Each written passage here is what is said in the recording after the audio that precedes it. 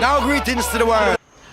Welcome back to the Fans Perspective. We're back at it, episode 2. Going down today. We got a great lineup for you guys. So we're not going to waste no time. We're going to get right into it. So first we're opening up with the Kyrie situation. What's going to happen to Kyrie? Is he going? Is he staying? He's going. It's no choice but to go. I know. After you come out and you say like, I want out. I want to be the man of my own team. Well, the problem is this. He actually hasn't said anything. That's the problem. All speculations. That's actually the issue here. Mm-hmm. That's what started everything. He actually hasn't made any statements to us. It's basically all was leaked by the Cleveland brass, which they say LeBron's team actually has something to do with that, or Kyrie. His opinion is his team actually might have had something to do with it. But at this point in time, I don't think you have no choice. You have to get rid of him. Absolutely. But you have to get rid of him for some assets. You just can't. You got to get a good package. If not, bring them back. That's what I say. Bring them back? Listen, that's too much, these guys are professionals. You win some games. Listen, the big thing is this. They one injury away from beating Golden State. I know that sounds a little crazy right now, but they won Kevin Durant sprained ankle, one Steph Curry play away from. They beat the Cavs without Kevin Durant too.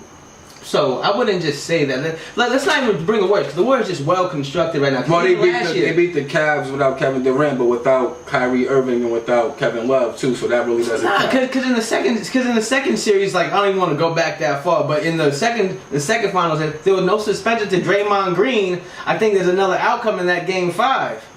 Well, that was big. I could agree with that, but so that's what I'm trying to say. So let's not even talk. Let's not even talk about the Warriors. We'll get off track. But listen, the Warriors on another level. What I would say is this: he has to go somewhere. Yeah. I would prefer, if I was Cleveland, I would prefer to keep him, because you're not gonna get another player that with his age, his talent, that can do what he does. No, not at all. The big thing is he actually doesn't play really well or really efficient on the defensive end. But I just think that's 1-2. I don't think he can't. I just think he really doesn't really care about playing defense right now.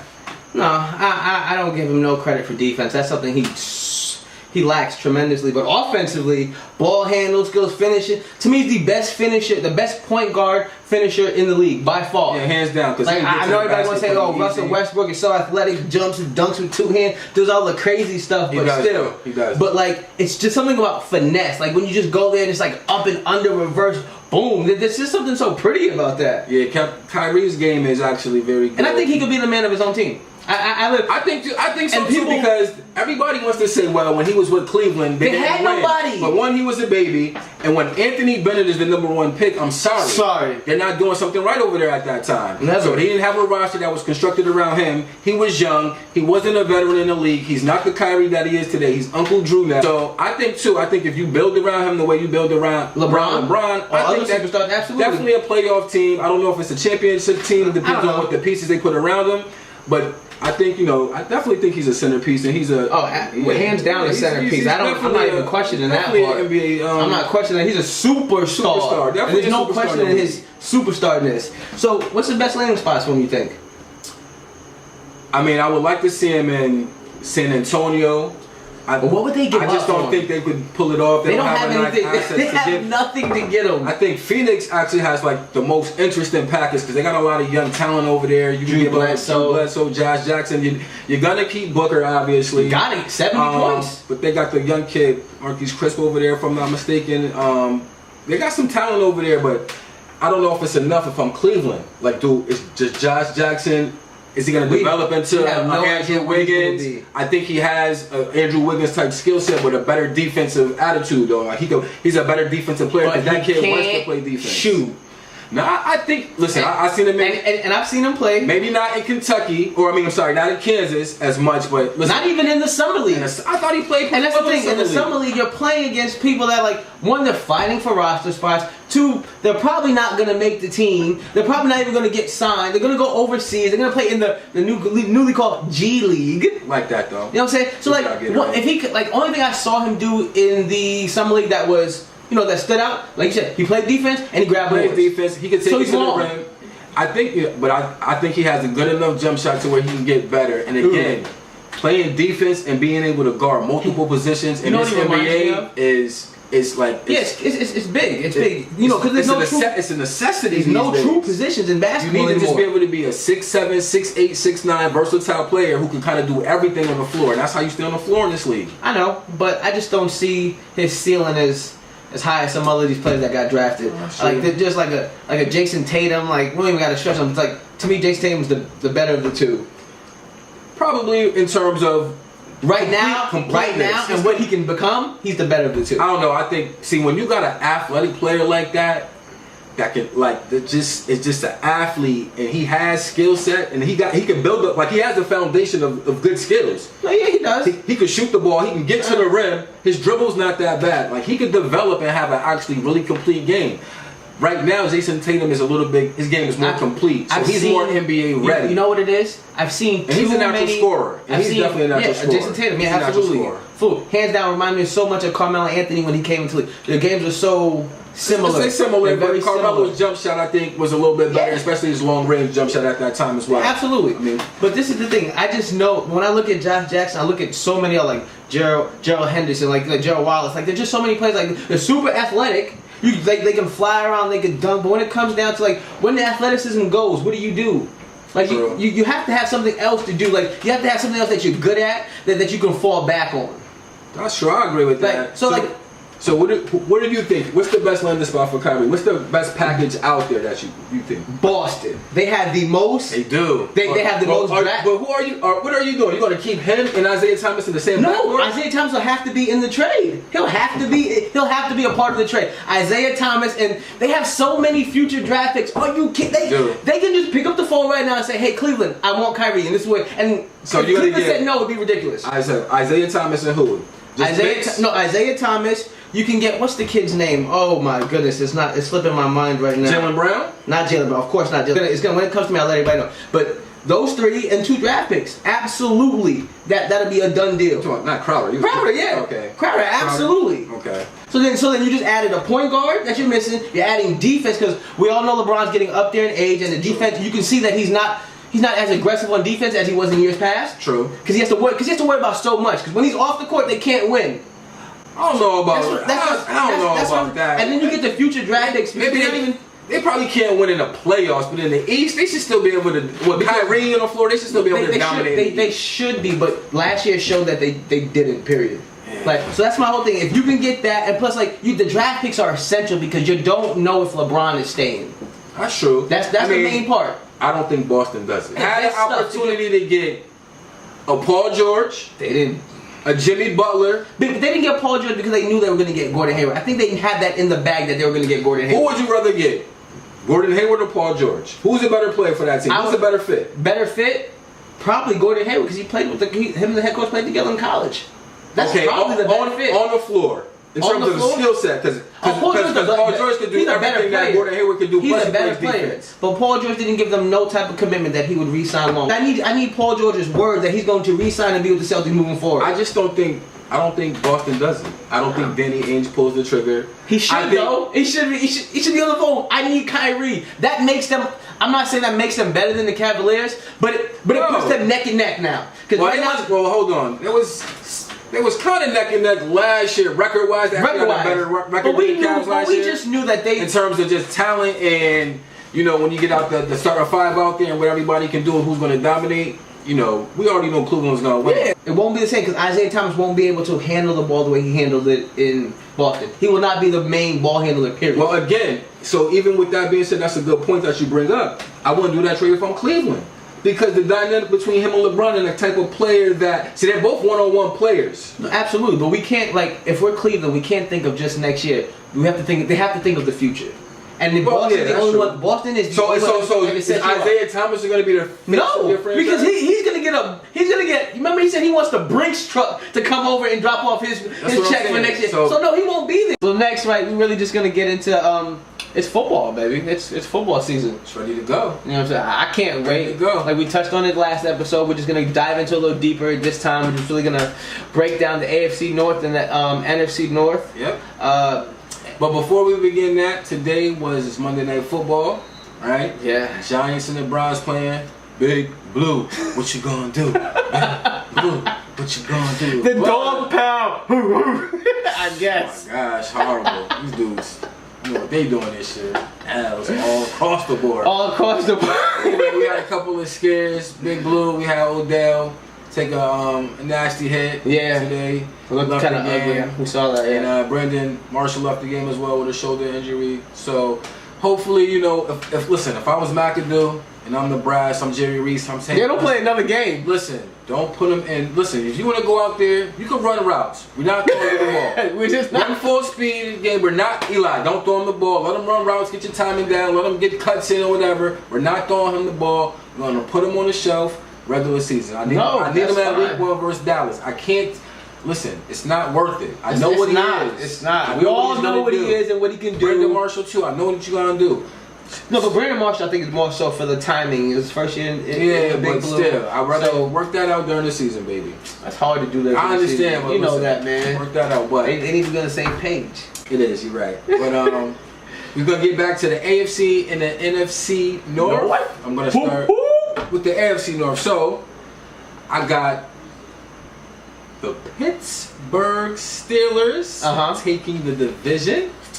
And at an 11-5 record, they're going to be 5-1 in the conference. Okay. You said 11-5 overall. Okay, that 11-5 overall, 5-1 in the conference. All right. You know the Pittsburgh Steelers: Big Ben, Le'Veon Bell, Antonio Brown.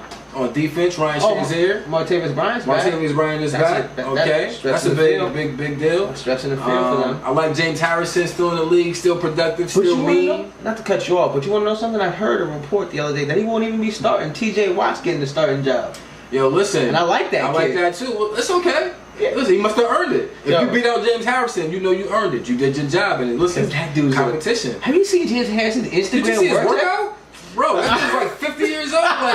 Pushing 1,000 pounds on a sled. Bro, that dude they're doing volleyball back and forth with like a 60-pound ball. Medicine ball, it's crazy. It was crazy. It was just tossing. I saw that. It was like, he's a beast. He is a beast, but I got the Pittsburgh Steelers winning the division at 11-5. You know, I think in the AFC, they're going to be one of the top teams. They're going to be one of the teams basically chasing New England, challenging New England. Yeah, absolutely. There's only a few teams in the Week AFC. 15, Patriots versus, after that, one of the most pivotal games, like Week 15. It's like a measuring stick to see where you are. Yes. You know, you're playing the elite of the elite. I had Pittsburgh winning that game, by the way. Of course you would. Of course you would. Let's go, Antonio, let's go. But now I just think, you know, in terms of the AFC North between the Bengals, the Ravens, and the Browns, obviously the Steelers are head and shoulders at the top of the class. Mike Tomlin's an excellent coach. They got a running game. They got a defense.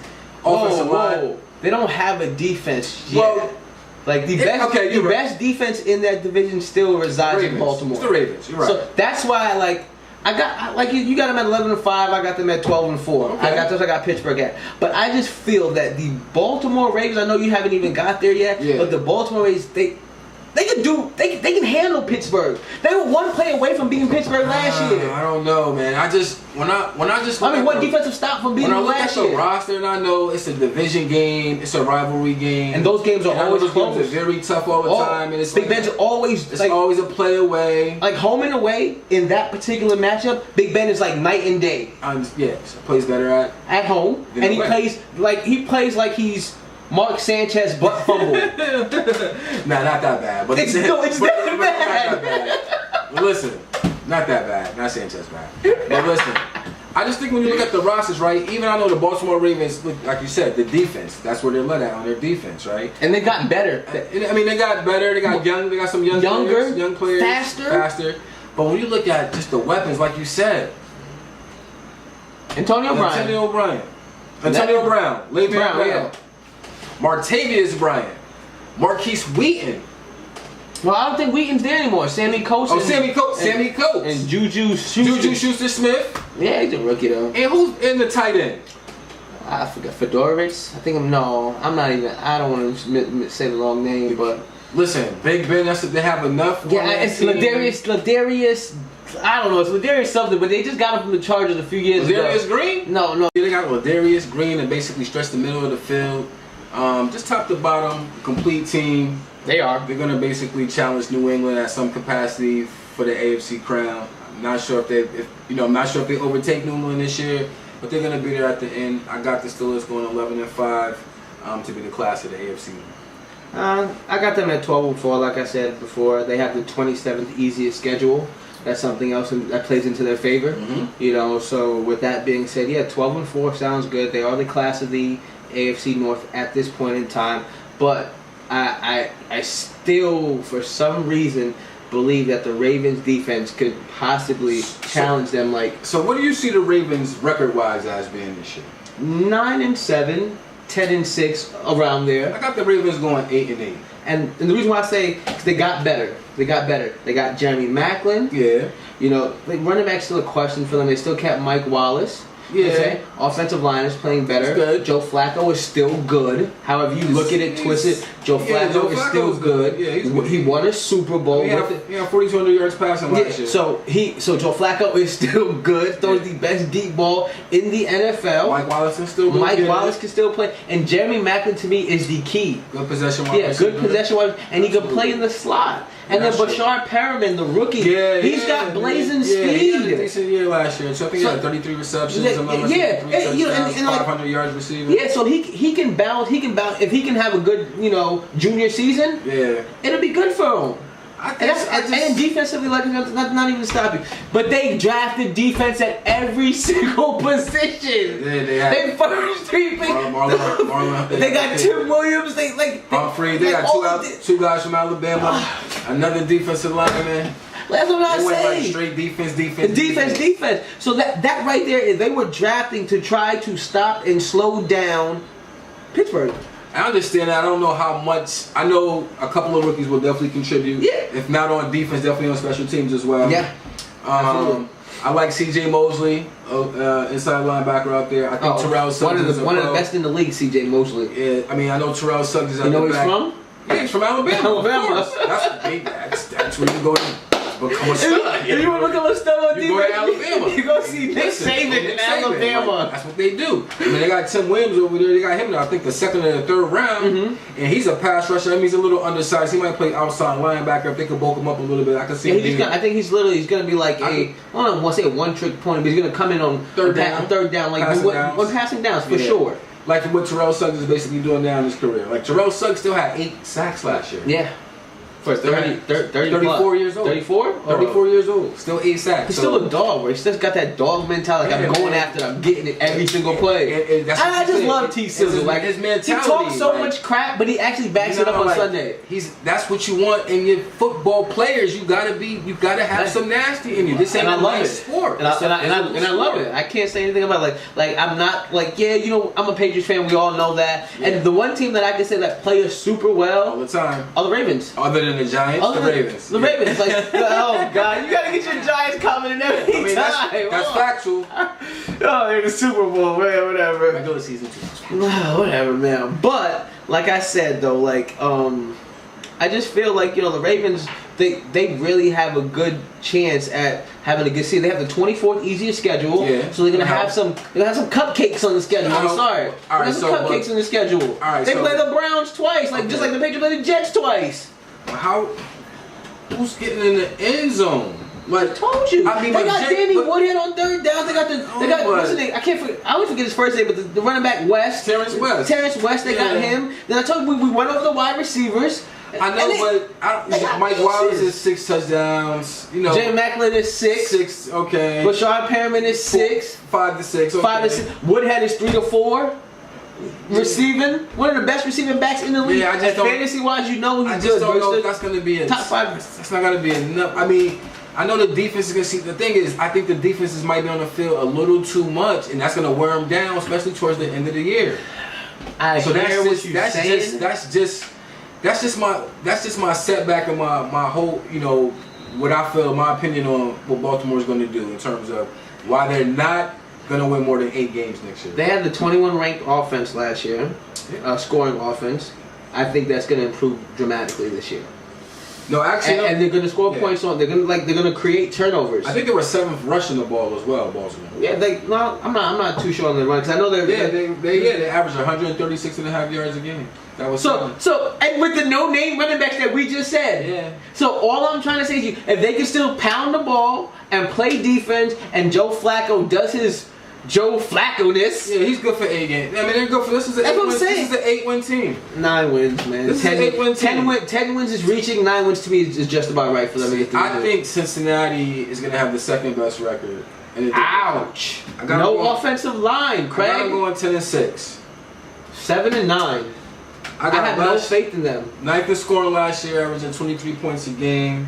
You know, 6th in rushing with 140 yards a game, and the rushing just got better because we added Joe Mixon. So you got, you know, the Red Rifle, Andy Dalton. You got my boy. And we know what he's good for. Yeah, he's. You know what? 6-7 games, and then you know what happens. Then he got injured. Tyler Eifert, then AJ Green goes down. He got injured. So I think last year was going to be his breakout season in terms of being a complete productive season. Okay. Not just getting the 7 to 8 games like you just said, but 7 to 9, getting the full 16 games. Listen, I think this year, look, AJ Green's coming back. Last year he only played in 10 games because he had the torn hamstring, right? Yeah. So he had 964 yards receiving and 4 touchdowns within that 10-game span. You added John Ross, the speedster from Washington. Okay, you added Joe Mixon. So now you got no offensive line. You got a bona fide. I understand. How did that having no offensive line last year help the Giants? That was the biggest issue going into the offseason. That was your Achilles heel. We won 11 games. And a lot of that was because of the defense. We won 11 games. You guys had a top 5 defense. I understand, but we won 11 games, and in the scoring 12 points a game. And in the playoffs, the reason wasn't for the offensive line. That's not the reason why we lost. It was the defense at that time. But you know what? It was for Odell and Sterling Shepard for not capitalizing. And the defense finally said, you know what, offense, go win us a game, please. No, you're right, but the offensive line wasn't the problem. They was able to move the ball. The offensive line was an issue all year long. What was Cincinnati's record when Andy Dalton went down? They was a winning team. They were still pushing. If I'm not mistaken, no, they only had won 2 games. They're looking like 2-4. What was their last year's record? You gotta give me a second. I think it was 9-7, or I think it was 9-7 or 8. I'm not 100% sure, but I'll get back to you on that. I think there was a 500 above 500. I'll get back to you on that. Well, you got Joe Mixon, right? He's hands down. He's a top 15 talent in his draft class. Okay. Okay. Yeah. Probably the best Christian McCaffrey, or he's the best running back. He was the best running back in the draft, but off the field issue. 6'1", 226 pounds. He's a 3-down back, so he could block. He could run. He could receive. Okay, he can do everything that Giovanni Bernard does, but he's more durable. Okay, he's faster and quicker than Jeremy Hill. Okay, and more reliable. Well, I can't say more reliable yet because I don't know exactly what he's going to do in terms of fumble the situation. Yeah, we don't know. But Jeremy Hill has a tendency to fumble in big key moments. Okay, he has. I'm not gonna say he's not fumbling 10 times a year, but it seems like when you need him to hold on to the ball, you need to keep the drive alive, or you need to get into the end zone, and you give him the ball, he's gonna fumble the ball. Okay, you know what I'm saying? So I think with Andy Dalton coming back, you got AJ Green's arguably he's a top 5 wide receiver when healthy. You got the speedster John Ross. You got, like you said, Tyler Eifert. If he can stay healthy, they got Vontaze Burfict on the defensive end. Okay. Adam Pac-Man Jones can't stay out of trouble. Well, yeah. Like they just don't have enough. What I don't like, what I'm down on, and the reason why I think they've been held back is the coach. Yeah, Marvin Lewis has to go. Marvin Lewis, he has to go. How he has a job still in the NFL. Beats me. I mean, the Cincinnati Bengals. He's been a coach in the league for 14 years for the Cincinnati Bengals. He's been to the playoffs 7 times, and in all 7 times they have lost in the AFC wild card game. Okay, that's not getting out the first round. No, they don't know what a playoff win feels like. But I mean, at the end of the day as well, I can say that, but then I can say, well, if Jeff Fisher had a job for 25 plus years, averaging being 6 wins and going 7-9, you know, I can understand why you keep Marvin Lewis as your head coach, because he's making it to the playoffs. But plus Cincinnati was really a crap show. Like before he got there, like Cincinnati was horrible. Now Cincinnati where you went to die when you said before. Like it was like a Cleveland situation. Was horrible. It was like I can understand it. You know, I can understand that. Winning. So I got Cincinnati going 10-6. I got the Baltimore Ravens going 8-8. All right. And I got those wonderful Cleveland Browns going 2-14. They might get a third win. I seen a third win somewhere in their schedule. I got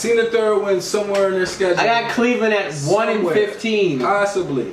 With the number 1 overall pick. Well, the number 2, because the Jets are going to go 0-16, but that's episode 3. No, episode 5. Don't worry about that. They're not going 0-16, bro. Jets 0-16. Right. No worries. Damn, 0-16? 0-16. I'm telling you. 1-15. They're not going 1-16. 1-16. Woo, but I got for the Cleveland Browns, I got them going 2-14. The 3 wins I could see them scraping is I got them beating the Jets in week 5, week 16 at Chicago. That just shows you the Jets are going to go 0-16 if they lose to the Browns. I got them losing. I got them either losing in week 16 at Chicago or week 11 versus the Jags. I don't know. I think one of those 2 teams, Cleveland is going to win. Listen, and both of their wins are going to come with Deshaun Kaiser at the helm, starting quarterback. Okay. He played tonight. He played well tonight. Yeah, I just think that he's already too close to Kessler and Osweiler. Like, there's no separation there. No, there really isn't. And if you're a rookie and he's basically close to them guys already, like, I don't see the hesitation. Just start him right now. See what he has. I mean, listen, you got Myles Garrett, you got Jabril Peppers, you got another good rookie tight end from the University of Miami, David Njoku. However you say that, man. My bad, buddy. But he's a beast, bro. And you got Kenny Brent over there as the number 1 target. Okay. And Josh Gordon is still on his. Yeah, they're not. Listen, that guy's done, bro. Oh man, I have so much faith for Josh. I hit him so many times in my fantasy league. Yeah, man, he's done, man. He's not good. Josh. And you got Joe Hayden, man, as a Pro Bowl cornerback. So. And they still got Jamie Collins on defense. Jamie Collins, guy from the Patriots. I don't see a lot of wins on the schedule. I see him 2-14, 3-13. But listen, it's going to be the most joyous 2-14, 3-13 season. That last year when they won 1 game, it was like joyous because what you're going to see with these Browns, I believe, with Hugh Jackson, hopefully if they start Kaiser, I think you're going to see them going in the right direction. Like, I think you're going to see them hanging in games, making it tough for teams to win. Like, making it tough. Like, Jabril Peppers is going to be impactful because he's going to play special teams. He's going to be everywhere on defense. He's going to be in the secondary. He's going to be in a backer. He's going to blitz. He's going to be everywhere. Yeah. And I just think they're going to... And these kids they're professionals. They're going to compete. This is my thing. When you go to an organization as a rookie, right? You're 21, 22, somewhere around there. And it's just all the aroma you can smell stinks because all they do is lose. That's the how do you get up daily to go play? The only thing that motivates you is your check. But I don't think that's the case. They have nobody in position now. No, because I think as a rookie you're not thinking that way. I think what you're thinking about is you just excited to be in the league. Your dream has just come true. Yeah. And now it's just you on a stage. Week 1 of the preseason. No, you're on a stage now because the preseason. With the Browns. We're not talking about organizations like the Giants, New England, and stuff like that. We're talking about the Browns. But in Cleveland, you're still going to be somebody in Cleveland. As a mindset, as a rookie, I don't think you go in and you worrying about the stench. You worrying about becoming somebody because you're looking at, okay, if you want to get paid and you're not a top draft pick, you know you ain't on a great rookie deal. Okay. So you know in order to get that check, you're going to have to show out. A lot of these players, right, come in, go to good organizations. They have how should I say, they have people pushing them in the right directions. Once again, when we get back to Cleveland, I can't tell you who's pushing anybody in the right. But they have new leadership. Hugh Jackson being there now is going to basically settle things down. He's the quarterback whisperer. He did a great job when he was in Oakland. Well, now soon to be the Las Vegas Raiders, but a great job when he was over there. And last year he didn't do a bad job. They just didn't have the talent.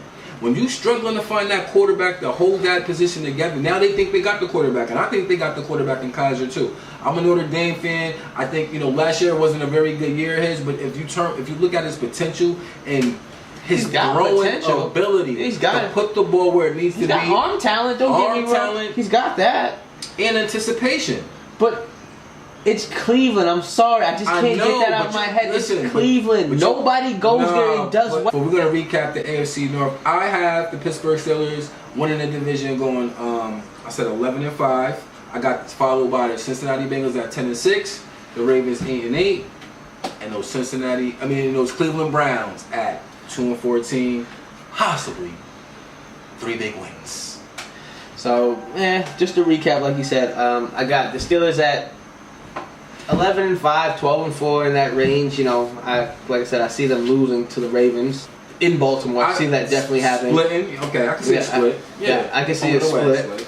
I got the Ravens at 9-7 or 10-6. I like the 10-6. I'm kind of reaching for them because I'm in love with the defense. I really like what they have on the defensive side of the ball, and we all know at the end of the defense wins championships no matter what. I got the Bengals at 9-7. Like, I don't see them making the playoffs. I think there's too many issues there on the offensive line. They're still a little shaky on the backside of that defense. I love the defensive set. Not even the front seven, just the defensive linemen, Carlos Dunlap and co. I like those guys, so I expect them to do well.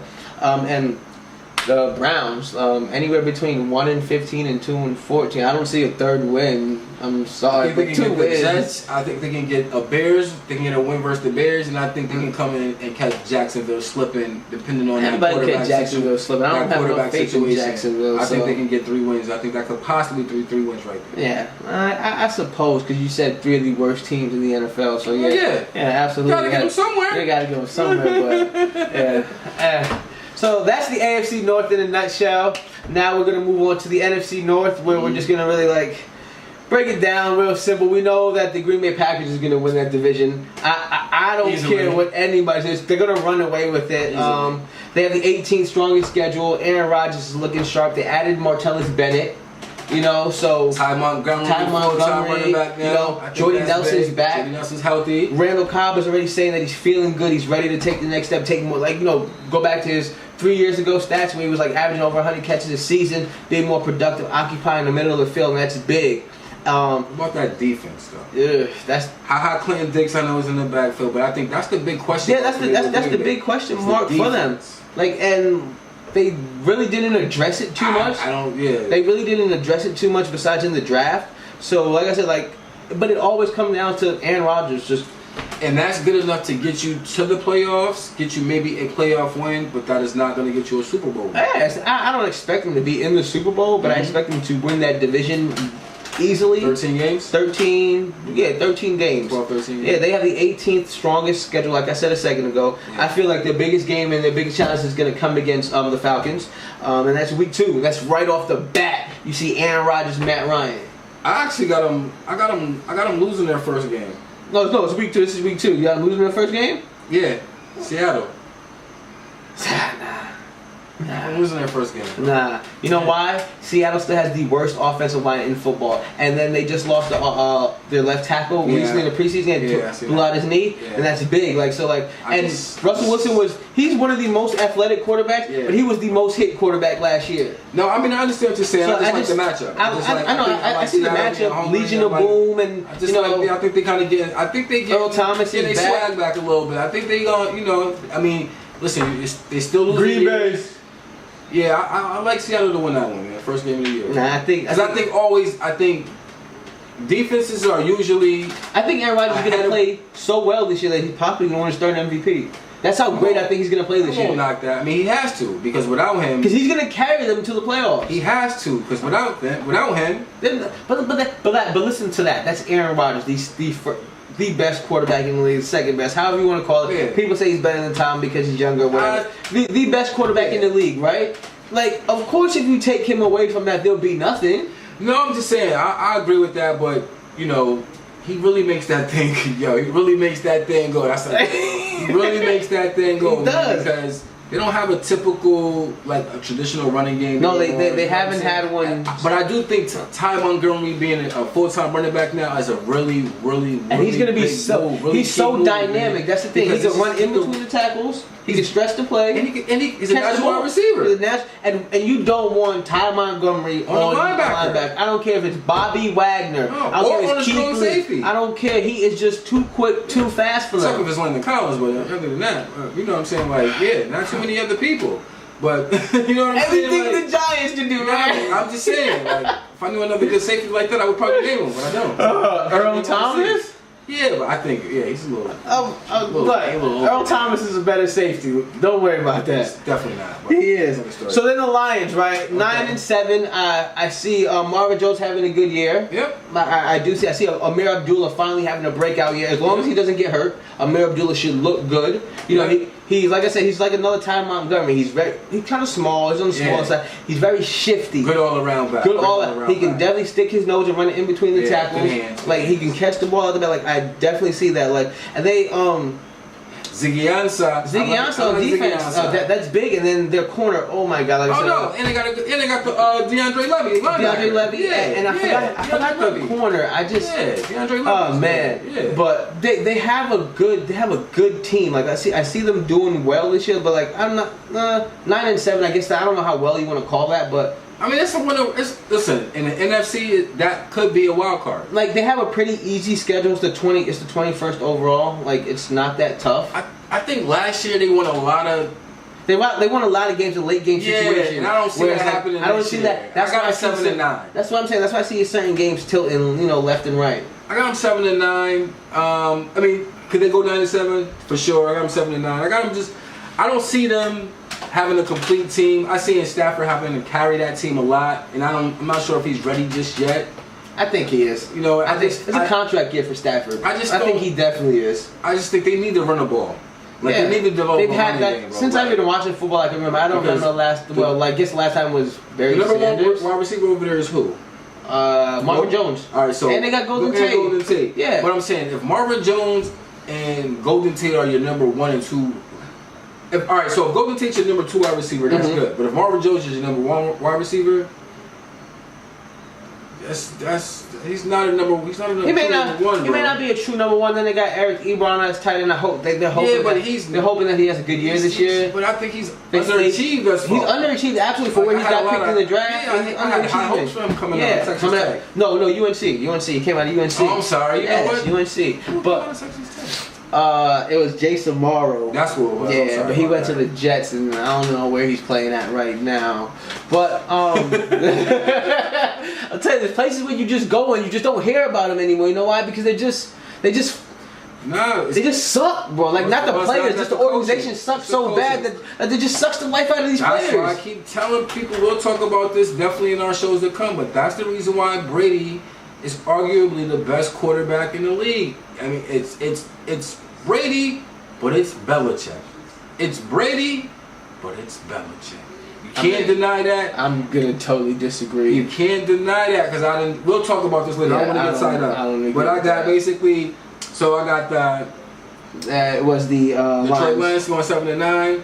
I got the Minnesota Vikings going 6-10. Oh, not me. I see the Vikings having a solid 500-year, 8-8. That defense is elite. You said elite. I said You said not me. Like you had them winning 14 games. You got them 2 games less than I do. I know, but like the way you said that was 6-10, bro. 8-8, possibly 9-7. Like and the only reason why I say possibly doesn't is because that defense is legit.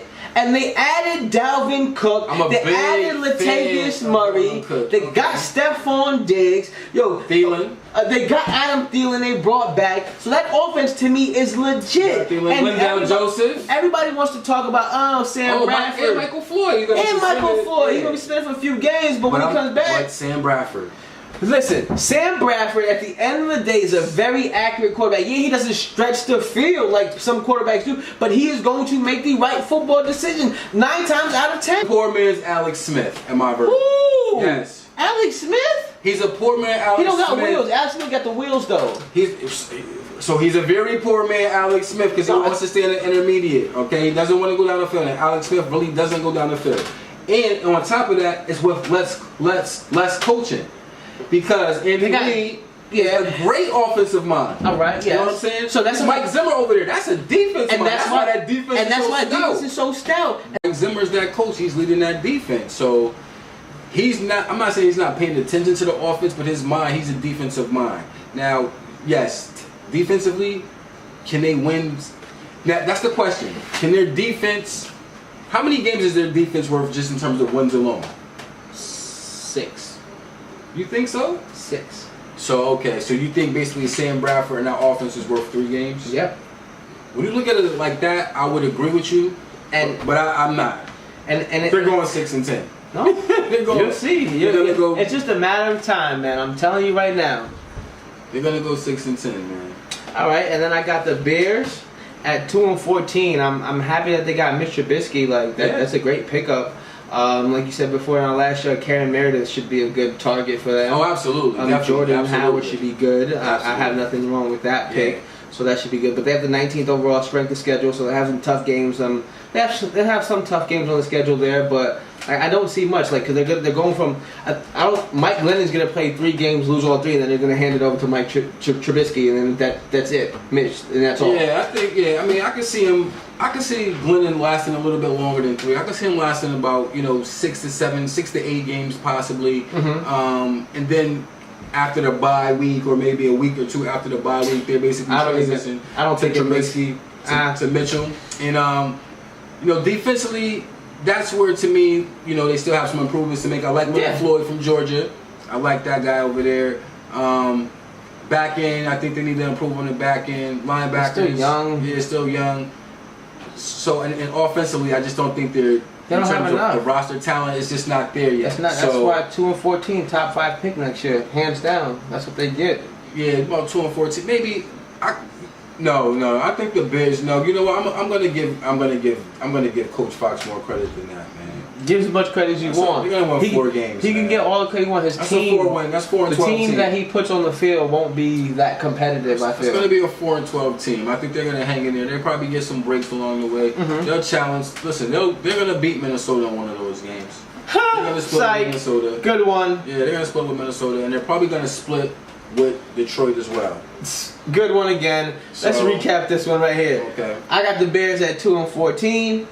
What do you got them at? 4-12. All right. I got the Vikings at 8-8. What do you got them at? I think I got the Vikings at 6-10. 6-10. I got the Lions at 9-7. I got the Lions at 7-9. And I got the Green Bay running away with this, possibly running with the NFC at 13-3. 13-3, 12-4. I don't disagree. All right.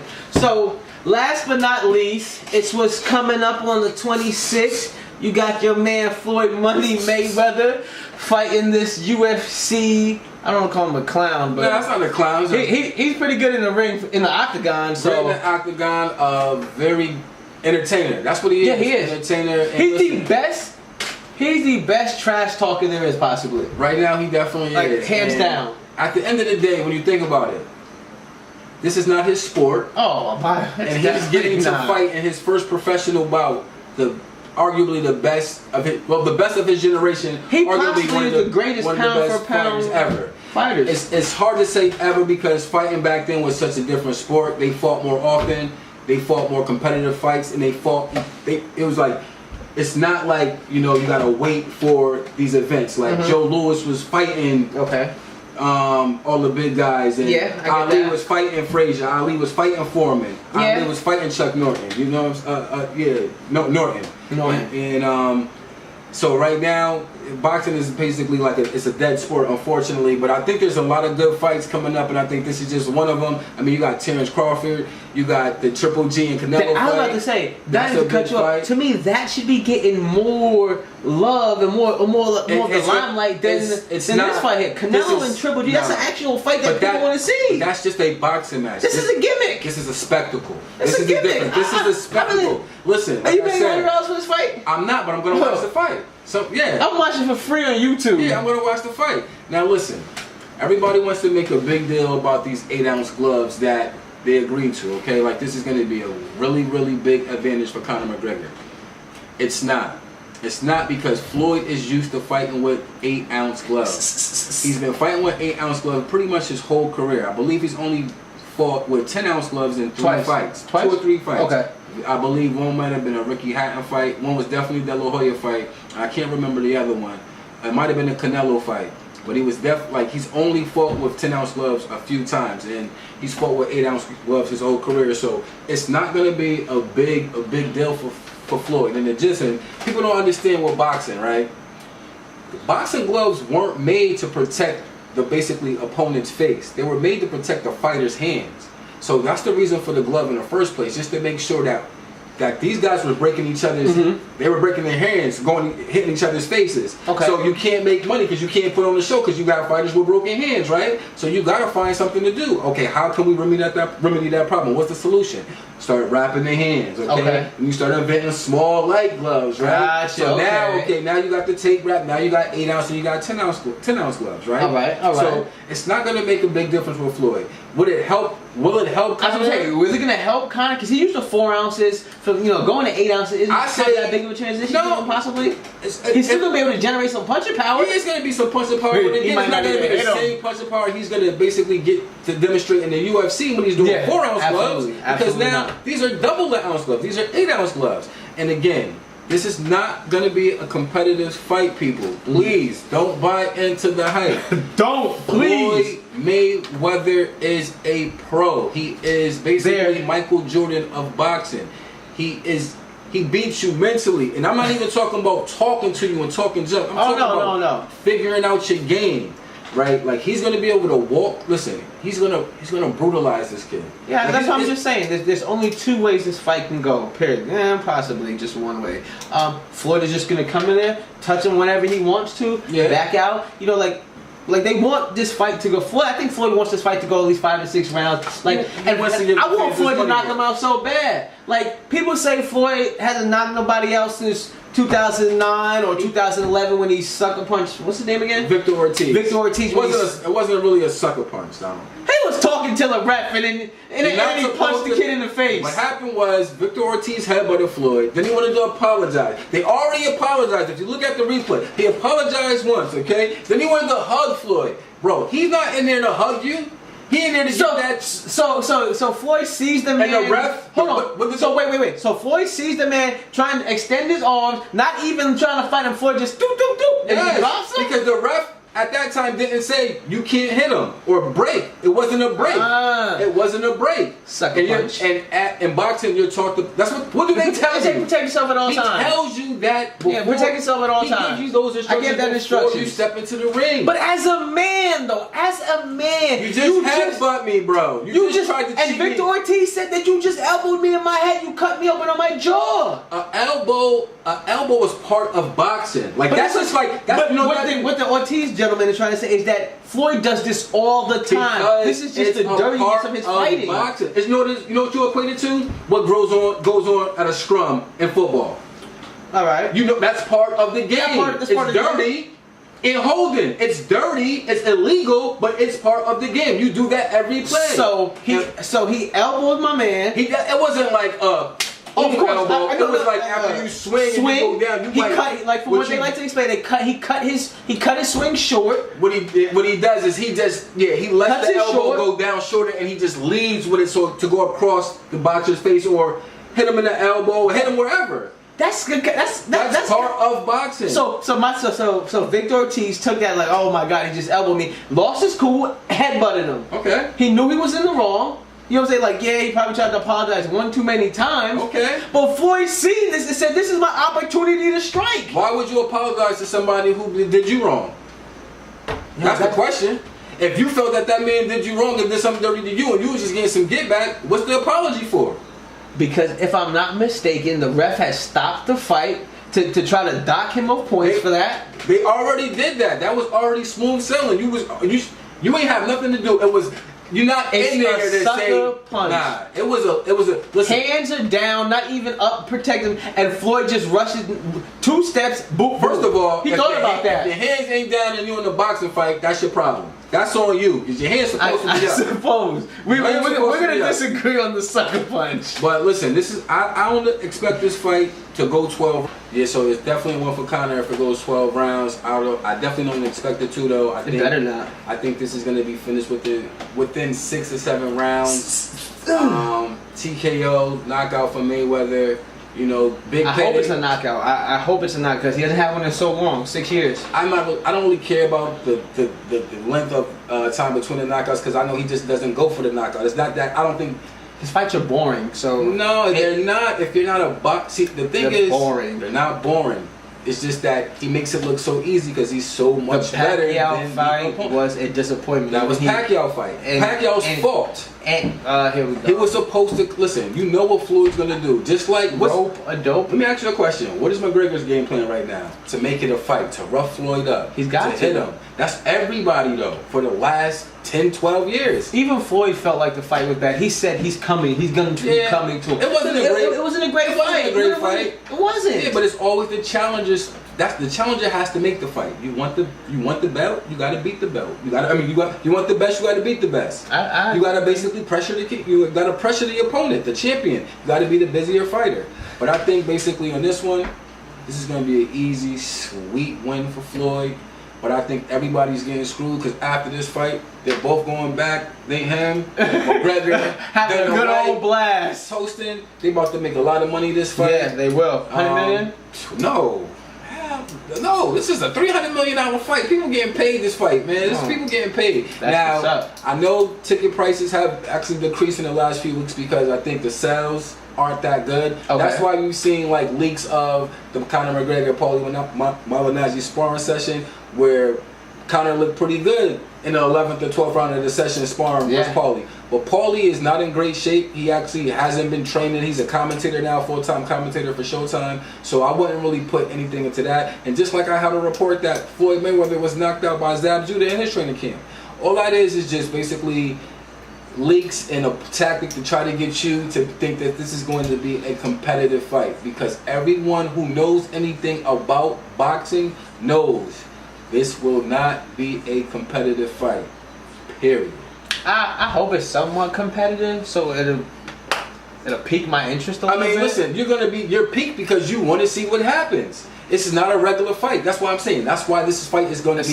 This is a spectacle because it's something different. Joke. It's Conor McGregor, a guy that you know has knockout power and fights he's MMA. He's a brawler. That's a different hand-to-hand combat. This is a whole different type of fight. Exactly. So you're interested in him. So you got those fans now, and those fans are much more louder than boxing fans. Right now, the MMA is doing very well. But I'm pretty sure that everybody who knows something about boxing thinks that this is not going to be a fight that Conor McGregor will be lucky to land a real clean punch against Floyd. I'm not saying he won't land good body shots inside the clinches, but in terms of just like they out in the middle of the ring and he just fake something, fake a right hand and just come back with a left and hit Floyd clean. I don't see that happening. Okay. I don't see that happening. Pretty easy fight for Floyd. I don't expect this to go past 7, 8, TKO knockout, and they chop it up at the end of the fight. Yeah. They go celebrate. They make more money. He retires 50-0. Conor goes back to MMA. It's just, opportunity for him to get a big payday. Hey, and that's why everybody comes to see Floyd, to get the payday. Yeah, so Conor just gonna get beat up, man. I don't know how else to put it, but yeah, I'm just pulling for Floyd, hopefully to knock out, because that'd be more, I guess, exciting for all of us as boxing fans and things like that. Give the fans, like you said, give the fans what they want. Exactly. But, that concludes our episode for today, man. We just want to thank everybody for watching. Like I said, just keep watching. We're going to keep putting out fire content week after week after week. Thank those 18 subscribers and over 164 views. We got the first. We loving it, man. Just start hitting that like button. Just always subscribe. And like I said, we're just going to keep coming with fire content. Till next time. See you next week. Peace.